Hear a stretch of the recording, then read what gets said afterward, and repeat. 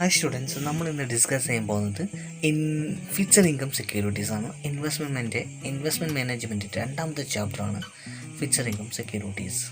So അതിൽ നമ്മൾ ഇന്ന് ഡിസ്കസ് ചെയ്യാൻ പോകുന്നത് ഫിക്സഡ് ഇൻകം സെക്യൂരിറ്റീസ് ആണ്. സോ മെയിൻലി നമ്മൾ ഡിസ്കസ് ചെയ്യാൻ പോകുന്നത് തന്നെ ബോണ്ടാണ്. ബോണ്ട് വാല്യൂഷൻ കാര്യങ്ങൾ മാത്രമാണ്.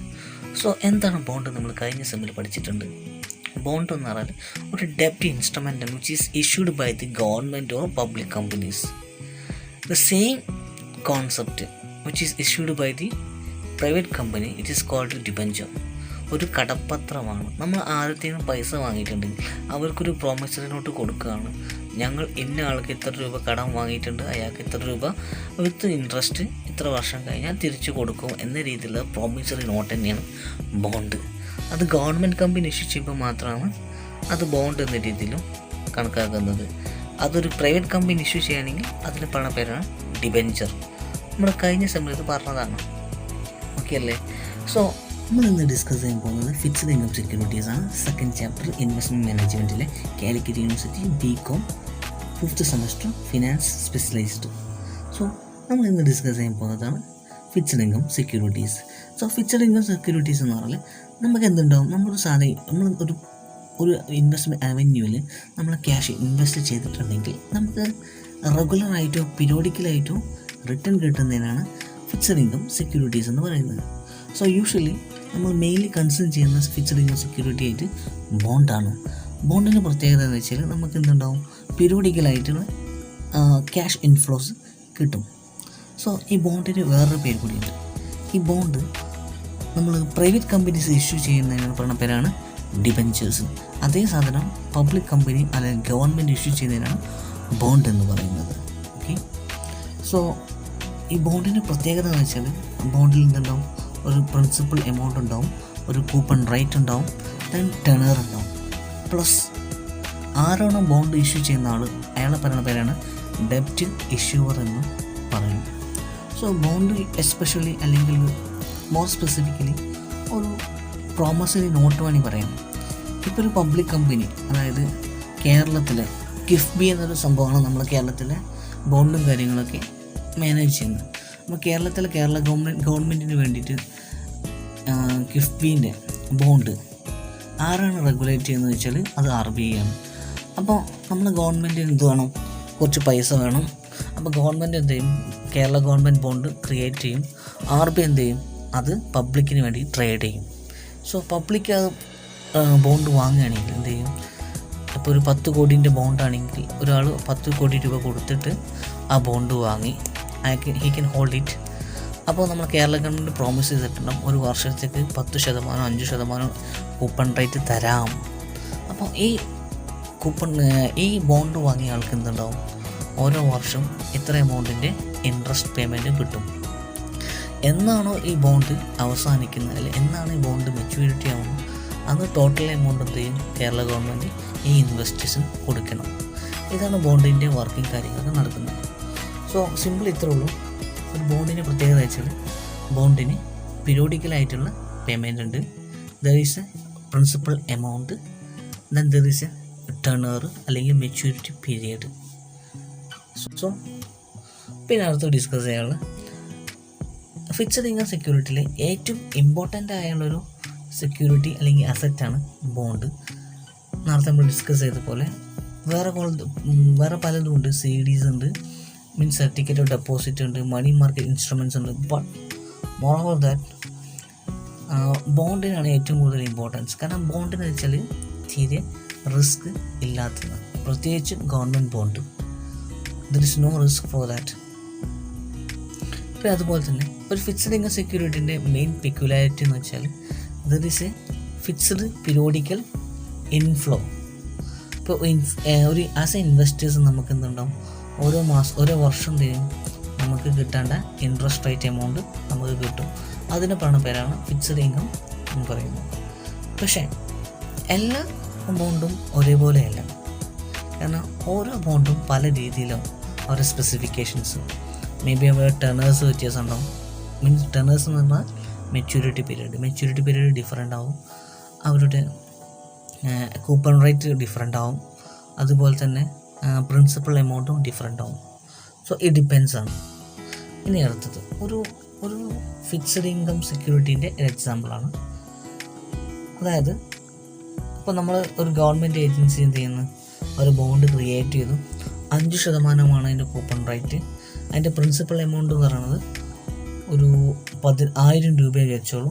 അങ്ങനെയാണെങ്കിൽ അയാൾക്കൊരു വർഷം കഴിഞ്ഞ് ആസ് എ ഇൻവെസ്റ്റർ ഞാൻ ആ ബോണ്ട് വാങ്ങിയിട്ടുണ്ടെങ്കിൽ 1000 രൂപേൻ്റെ ഇൻവെസ്റ്റ്മെൻറ്റ് ബോണ്ട് വാങ്ങിയിട്ടുണ്ടെങ്കിൽ 5% അതിൻ്റെ കൂപ്പൺ റേറ്റ് ആണെങ്കിൽ ഒരു വർഷം കഴിഞ്ഞാൽ as A investor I will get 50 rupees, 50 രൂപ എനിക്ക് കൂപ്പൺ റേറ്റ് ആയിട്ട് കിട്ടും, ഇൻട്രസ്റ്റ് എമൗണ്ട് കിട്ടും. ഓക്കെ അല്ലേ? മെച്യൂരിറ്റി അതേ വർഷം തന്നെയാണ്. ഒരു വർഷത്തേക്കുള്ള ബോണ്ടാണെങ്കിൽ ഒരു വർഷം കഴിഞ്ഞ് കൂപ്പൺ റേറ്റ് ആയിട്ട് 50 രൂപ കിട്ടും ചെയ്യും, പ്ലസ് പ്രിൻസിപ്പൽ എമൗണ്ട് ആയിട്ട് 1000 രൂപ കിട്ടും. അപ്പോൾ ടോട്ടൽ 1050 രൂപ ഒരു വർഷം കഴിഞ്ഞ് എനിക്ക് കിട്ടും. ഇതാണ് ബേസിക് ആയിട്ടുള്ള കോൺസെപ്റ്റ്. ഇനി അടുത്തൊരു ചെറിയൊരു ഫോട്ടോ ഞാൻ ഇവിടെ വെച്ചിട്ടുണ്ട്. ഈ ഫോട്ടോ എന്തിനാ വെച്ചാൽ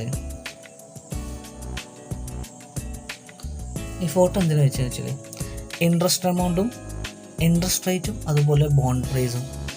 അതായത് ഇൻട്രസ്റ്റ് റേറ്റ് കുറയുമ്പോൾ എന്ത് ചെയ്യും, ബോണ്ടിൻ്റെ പ്രൈസ് കൂടും.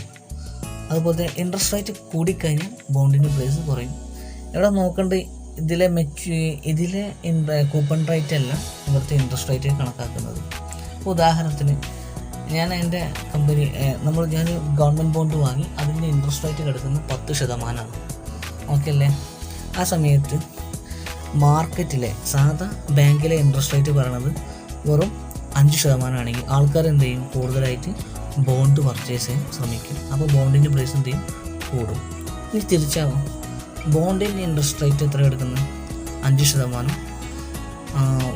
സാധാ മാർക്കറ്റിലെ ബാങ്കിൽ കിടക്കുന്ന ഇൻട്രസ്റ്റ് റേറ്റ് കിടക്കുന്നത് അറൗണ്ട് 10 ആണെങ്കിൽ ആൾക്കാർ എന്ത് ചെയ്യും, ബോണ്ട് പർച്ചേസ് ചെയ്യുന്നതിന് പകരം ആൾക്കാർ പോയിട്ട് ബാങ്കിൽ ഫിക്സഡ് ഡെപ്പോസിറ്റ് ഇടും. അപ്പോൾ അതാണ് ഇവിടെ വരച്ചിട്ടുള്ളത്.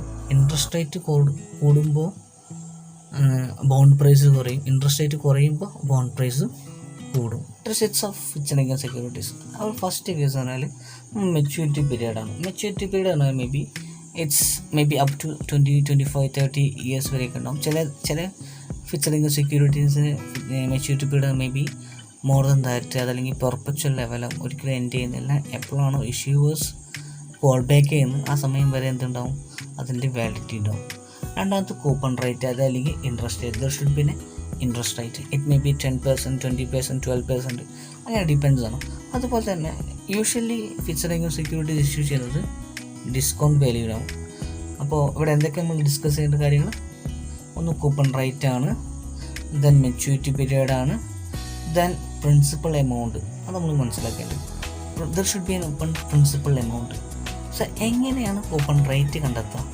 കൂപ്പൺ റേറ്റ് കണ്ടെത്തുക വെച്ചാൽ യൂഷ്വലി നമുക്കൊരു വർഷം, ഒരു ഉദാഹരണത്തിന് ഒരു വർഷം ഞാനൊരു സ്റ്റോക്ക് അല്ലെങ്കിൽ ഒരു ബോണ്ട് വാങ്ങിയിട്ടുണ്ടെങ്കിൽ ആ ബോണ്ടിൻ്റെ വില 1000 രൂപയാണ്. ആ 1000 രൂപ ബോണ്ട് ഞാൻ ഒരു വർഷത്തേക്ക് ഹോൾഡ് ചെയ്യണമെങ്കിൽ എനിക്ക് 60 രൂപ കിട്ടും. അങ്ങനെയാണെങ്കിൽ 60 ഡിവൈഡഡ് ബൈ 1000 ചെയ്ത് കഴിഞ്ഞാൽ നമുക്ക് എത്ര കിട്ടും, ഒരു പെർസെൻറ്റേജ് കിട്ടൂലേ. It may B around 0.06. That മീൻ 6% എന്ത് ചെയ്യും, കൂപ്പൺ റേറ്റ് എന്ന് കണക്കാക്കാം. പിന്നെ ഫിക്സ്ഡ് മെച്യൂരിറ്റി പീരീഡാണ്, ഒരിക്കലും മാറ്റം ഉണ്ടാവില്ല. നമ്മളിപ്പോൾ ഒരു 25 വർഷത്തേക്കാണെങ്കിൽ 25 വർഷത്തിന് ശേഷം എന്തെങ്കിലും പറ്റുള്ളത് റിഡീം ചെയ്യാൻ പറ്റുള്ളൂ. ദർ ഷുഡ് പിന്നെ പ്രിൻസിപ്പൽ എമൗണ്ട്. അങ്ങനെ അടുത്തതാണ് terms associate with fixed income securities. ഇത് നേരത്തെ ഡിസ്കസ് ചെയ്ത ഓൾറെഡി തന്നെ. ഫസ്റ്റത്തെ കേസാണ് സെക്യൂരിറ്റി ദി ഇഷ്യൂവേഴ്സ്. ആരാണ് ഫിക്സഡ് ഇൻകം സെക്യൂരിറ്റീസ് ഇഷ്യൂ ചെയ്യുന്നത്? It may be issued by the government or it may be issued by the public company. ആരാണോ fixed income securities അല്ലെങ്കിൽ ഡിബെഞ്ചർ ബോണ്ട് ഇഷ്യൂ ചെയ്യുന്നത് അവരുടെ പറഞ്ഞ പേരാണ് ദി ഇഷ്യൂവേഴ്സ്. പിന്നെ എല്ലാ ബോണ്ടിനും പ്രത്യേകം എന്തുണ്ട്, principal amount. So principal amount അല്ലെങ്കിൽ പ്രിൻസിപ്പൽ ബോണ്ട് എന്ന് പറഞ്ഞാൽ ദി പാർ വാല്യൂ, അതല്ലെങ്കിൽ face value of the bond. നമ്മളൊരു 10,000 രൂപേൻ്റെ ബോണ്ടാണെങ്കിൽ ആ 10,000 രൂപയാണ് എന്ത് ചെയ്യുക, ഫേസ് വാല്യൂ അല്ലെങ്കിൽ പ്രിൻസിപ്പൽ എമൗണ്ട് എന്ന് പറയുന്നത്. ഈ 10,000 രൂപേൻ്റെ ബോണ്ട് ചിലപ്പോൾ കമ്പനി എന്ത് ചെയ്യും, 0 കൂപ്പൺ ബോണ്ട് ആയതുകൊണ്ട് ഡിസ്കൗണ്ട് ചിലപ്പോൾ വിൽക്കും. ഒരു 5,000 രൂപയ്ക്ക് വിൽക്കുന്ന ഫേസ് വാല്യൂ 10,000 ആണെങ്കിൽ പോലും ബോണ്ട് എത്ര വിൽക്കുന്നുണ്ടാവുള്ളൂ? 5000 രൂപയ്ക്ക്. സോ ഇറ്റ് ഡിപ്പെൻസ് ആണ് അതിൻ്റെ ഫേസ് വാല്യൂ, അതുപോലെ കൂപ്പൺ റേറ്റ് ഒക്കെ. സോ പ്രിൻസിപ്പൽ എമൗണ്ട് എന്ന് വെച്ചാൽ the face value of the bond. Then coupon rate. Coupon rate എന്നാൽ ആനുവലായിട്ട് കിട്ടുന്ന ഇൻട്രസ്റ്റ് റേറ്റിൻ്റെ പണപ്പേരാണ് കൂപ്പൺ റേറ്റ് എന്ന് പറയുന്നത്. ചിലപ്പോൾ ഒരു 5% ആവാം, 10% ആവാം, 30% ആവാം. മെച്യൂരിറ്റി പീരീഡ് എന്ന് പറഞ്ഞാൽ എപ്പോഴാണ് ആ ബോണ്ട് മെച്യൂർ ആണോ, അതല്ലെങ്കിൽ ആ ബോണ്ട് എപ്പോഴാണ് റിട്ടേൺ ടു ദി ഇഷ്യൂവർ. നേരത്തെ ഡിസ്കസ് ചെയ്യാനുള്ളത് ഇതാണ് ഒരു ബോണ്ടിൻ്റെ ഒരു ചെറിയൊരു ഫോട്ടോ ആണ്. ഇത് അമേരിക്കൻ ബോണ്ടാണ്. അവിടുത്തെ റെയിൽവേ ബോർഡ് ഇഷ്യൂ ചെയ്തൊരു ബോണ്ടിൻ്റെയാണ്. കമ്പനി നെയിമും കാര്യങ്ങളൊക്കെ ഉണ്ടാവും, എത്ര രൂപ എന്ന് പറയുന്നത്. അതുപോലെ തന്നെ അടുത്തൊരു കേസാണ് advantages of fixed income securities. First main advantages എന്ന് പറയുന്നത് ഒന്നുള്ളൂ, ലോ വോളറ്റിലിറ്റി. തീരെ വലിയ മാറ്റമൊന്നും ഉണ്ടാവില്ല. അതായത് നമ്മുടെ മാർക്കറ്റ് ഇടിഞ്ഞു വെച്ചിട്ടും ഒരിക്കലും അതെന്ത് ചെയ്യാൻ പോകുന്നില്ല, നമ്മളെ ബോണ്ടിൽ എഫക്റ്റ് ചെയ്യാൻ പോകുന്നില്ല. ഇനി മാർക്കറ്റ് ബൂമായി വെച്ചിട്ട് അതൊരിക്കലും നമ്മളെ ബോണ്ടിൽ എഫക്റ്റ് ചെയ്യാൻ പോകുന്നില്ല. അതുപോലെ തന്നെ high return than the traditional bank fixed deposit. Traditional ബാങ്കിലെ ഫിക്സഡ് ഡെപ്പോസിറ്റിനെക്കാളും കൂടുതൽ റിട്ടേൺ കിട്ടുമെന്ന് പറയുന്നുണ്ട്. അത് എത്രത്തോളം ഉണ്ടാവുമെന്ന് എനിക്കറിയില്ല. ദെൻ പ്രെഡിക്റ്റബിൾ സ്റ്റേബിൾ റിട്ടേൺസ്, അത് ഷുവറാണ്. നമുക്ക് പ്രെഡിക്റ്റ് ചെയ്യാൻ മാത്രമേ ഉള്ളൂ. ഒരു വർഷം കഴിഞ്ഞാൽ ഇപ്പോൾ ഒരു 10,000 രൂപ, 20,000 അല്ല 30,000 രൂപേൻ്റെ ഒരു ബോണ്ടാണെങ്കിൽ അതിൻ്റെ കൂപ്പൺ റേറ്റ് കിടക്കുന്നത് 10% ആണെങ്കിൽ ഒരു 40 വർഷം കഴിഞ്ഞാൽ ആ ബോണ്ടിൻ്റെ പ്രിൻസിപ്പൽ എമൗണ്ട് എത്ര ഉണ്ടാവും, അതിൻ്റെ കൂപ്പൺ എമൗണ്ട് എത്രത്തോളം കിട്ടിയെന്ന് കാൽക്കുലേറ്റ് ചെയ്യാൻ മാത്രമേ ഉള്ളൂ. വളരെ സിമ്പിളാണ്. അടുത്തതാണ് റിസ്ക്. നമ്മൾ ഡിസ്കസ് ചെയ്യുമ്പോൾ ബോണ്ടിൻ്റെ റിസ്ക്കാണ്. ബോണ്ടിൻ്റെ റിസ്ക് യൂഷ്വലി എന്താണ് വളരെ കുറവാണ്. കാരണം വെച്ചാൽ പക്ഷെ എന്നാൽ പോലും നമുക്ക് ഈ കാര്യങ്ങളൊക്കെ നമ്മൾ അധികം കൺസേൺ ചെയ്തില്ലെങ്കിൽ പോലും, കാരണം ഇതൊക്കെ നമ്മളെ യൂഷ്വലി നേരിട്ട് എഫക്റ്റ് ചെയ്യുന്ന റിസ്ക്കാണ്. Call risk, purchase power risk, reinvestment risk, ഇത് ടോട്ടൽ എക്കോണമിയെ തന്നെ എഫക്റ്റ് ചെയ്യുന്ന റിസ്ക്കാണ്. ഇതൊരിക്കലും നമുക്കൊരിക്കലും ഡൈവേഴ്സിഫൈ ചെയ്യാൻ പറ്റില്ല. ഇത് ഡൈവേഴ്സിഫൈ ചെയ്യണമെങ്കിൽ നമ്മൾ കൺട്രി മാറ്റി പിടിക്കണം. സോ ഇൻഫാക്റ്റ് ഈ റിസ്ക് ഒഴിവാക്കിയിട്ട് ബാക്കി കാര്യങ്ങൾ നോക്കുകയാണെങ്കിൽ ഏത് അസറ്റിനെയും കാട്ടിയും ഏറ്റവും റിസ്ക് കുറഞ്ഞൊരു ഒരു ഇൻവെസ്റ്റ്മെൻറ്റ് അവന്യൂ തന്നെയാണ് ബോണ്ട്. സോ ബോണ്ടിൻ്റെ കേസിൽ ഒരു ചിത്രം വരയ്ക്കുകയാണെങ്കിൽ തന്നെ ബോണ്ട് ഇങ്ങനെ ഇത് റിസ്ക്കും ഇവിടെ റിസ്ക്കും കണക്കാക്കുകയാണ്.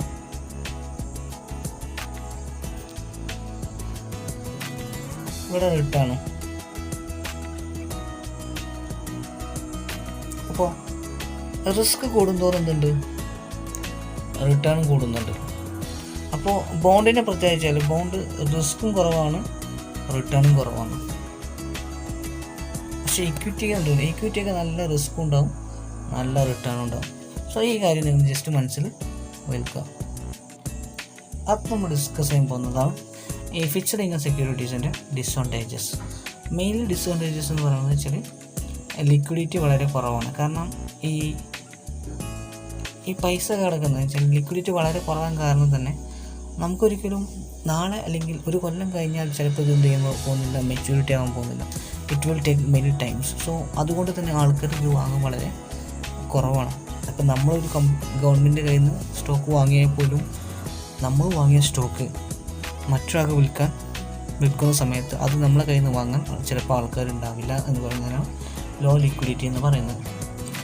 ലിക്വിഡിറ്റി നമ്മൾ പഠിച്ചിട്ടുണ്ട്. അപ്പോൾ liquidity means easy to convert to cash. അപ്പോൾ ക്യാഷിലേക്ക് കൺവേർട്ട് ചെയ്യാൻ കുറച്ച് പാടുണ്ടെങ്കിൽ അതിന് പണപ്പേരാണ് low liquidity. Then no active traders. Bond trade ചെയ്യാൻ അത്ര ആക്റ്റീവായിട്ടുള്ള ട്രേഡേഴ്സൊന്നും നമ്മളെ മാർക്കറ്റിലില്ല. അതുപോലെ തന്നെയാണ് sensitive to market interest rate. മാർക്കറ്റിലെ ഇൻട്രസ്റ്റ് റേറ്റിൻ്റെ ഏജൻസി എന്ത് ചെയ്യും, നമ്മളെ ബോണ്ടിൻ്റെ പ്രൈസ് കൂടുകയും കുറയുകയും ചെയ്യും. അപ്പോൾ വോളറ്റിലിറ്റി ഉണ്ടാവാൻ ചാൻസ് ഉണ്ട്.